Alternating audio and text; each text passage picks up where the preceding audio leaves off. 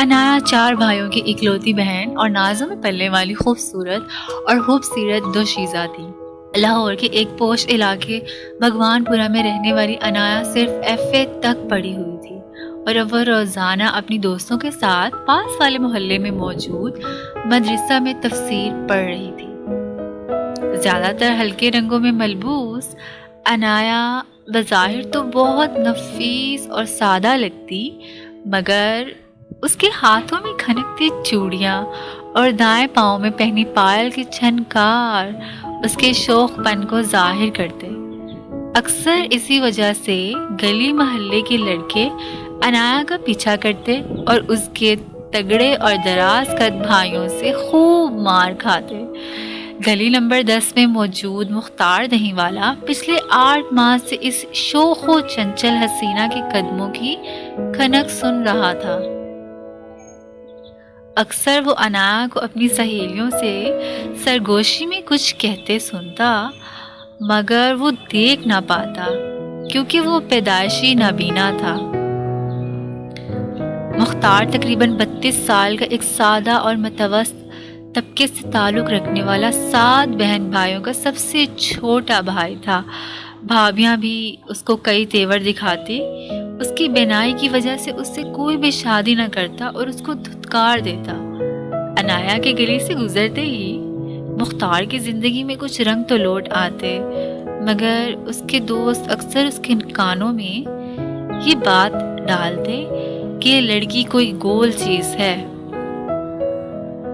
اتنی حسین، امیر اور اکلوتی بہن ہے، پھر بھی آج تک کنواری ہے، کچھ تو پردہ داری ہے۔ مختار بہت اچھے سے انایا کی سچویشن سمجھ پاتا کیونکہ وہ بھی تو کنوارا تھا۔ آخر ایک دن مختار نے ہمت کر کے بیچ گلی میں انایا کا ہاتھ پکڑ لیا اور اسے اپنے دل کی بات کہہ ڈالی۔ انایا کافی پریشان ہو گئی۔ ایک نابینا شخص کی ایسی ہمت دیکھ کر اس کی آنکھوں سے آنسو بہنے لگے۔ جب مختار نے اسے یہ کہا کہ وہ 8 ماہ سے اسے پسند کرتا ہے اور وہ دیکھنے میں جیسی بھی ہے اسے فرق نہیں پڑتا، وہ انتہائی رنجیدہ آواز میں شادی کا پیغام دے رہا تھا۔ انایا پہلے تو چپ چاپ کھڑی اس کی باتیں سنتی رہی، مگر پھر اس نے ایک زوردار تھپڑ اس کے منہ پر جڑ دیا اور بولی، یہ تو میں جانتی ہوں کہ تم اندھے ہو، پر کیا تم پاگل بھی ہو؟ میں مکمل لڑکی نہیں ہوں، سارا محلہ یہ بات جانتا ہے، کیا تمہیں کسی نے نہیں بتایا؟ مجھ سے کرو گے تم شادی؟ مجھ سے صرف اس لیے کیونکہ تمہیں شاید کوئی لڑکی نہیں مل رہی؟ خوب تذلیل کی ہے تم نے میری، وہ بھی گلی کے بیچوں بیچ۔ مختار یہ باتیں سن کر کافی سہم گیا اور دیر رات تک دکان پر بیٹھا رہا۔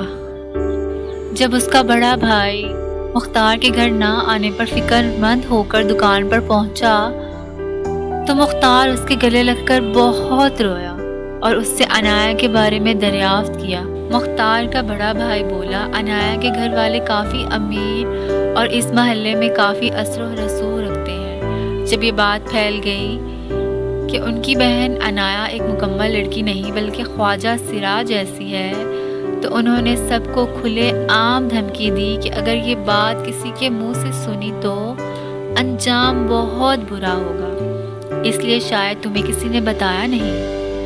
اس کے بارے میں صبح ہوتے ہی مختار اسی مدرسے کے امام کے پاس اپنے بڑے بھائی کو لے کر چلا گیا اور امام صاحب کو ساری صورتحال بتائی۔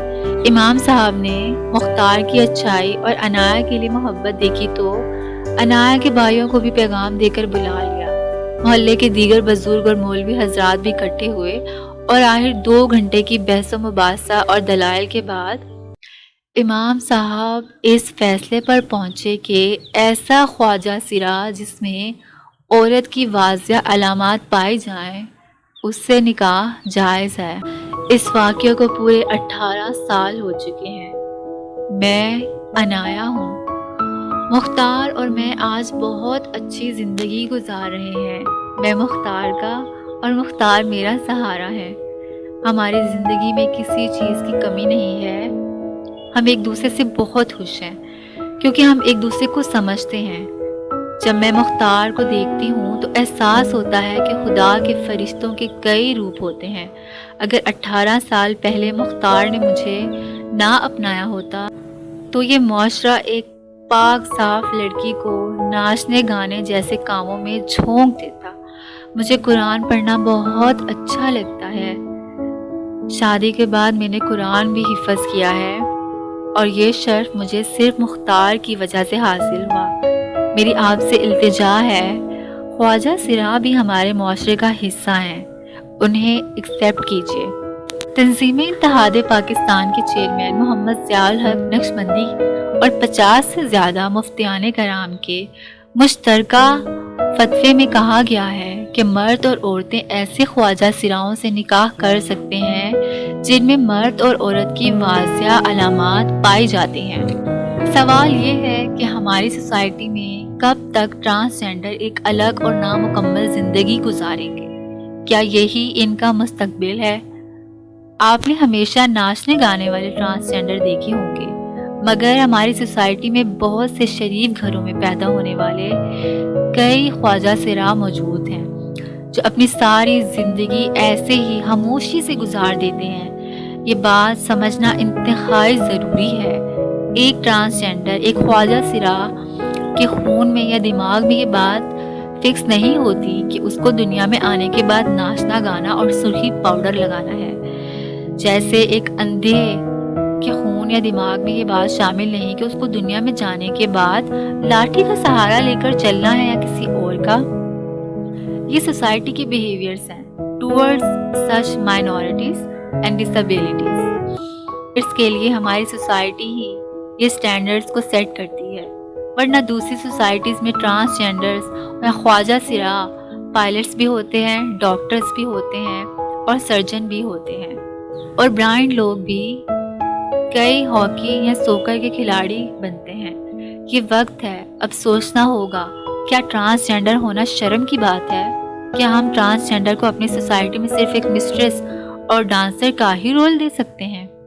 کسی ٹرانسجینڈر سے غلط کام کرنے کا گناہ تو ہم مسلمان لے سکتے ہیں، پر اس کے ساتھ شادی کرنا یا اس کے ساتھ کوئی بھلائی کرنے کا گناہ ہم نہیں لے سکتے۔ اس کا جواب آپ سوچئے۔ اگر آپ کو ہمارا یہ سوشل میسیج پسند آیا ہو یا آپ چاہتے ہیں کہ ہم ایسے ہی سوشل ایشوز کے اوپر بات کریں تو پلیز ہمیں سپورٹ کیجیے اور ہمارے اس چینل کو سبسکرائب کیجیے۔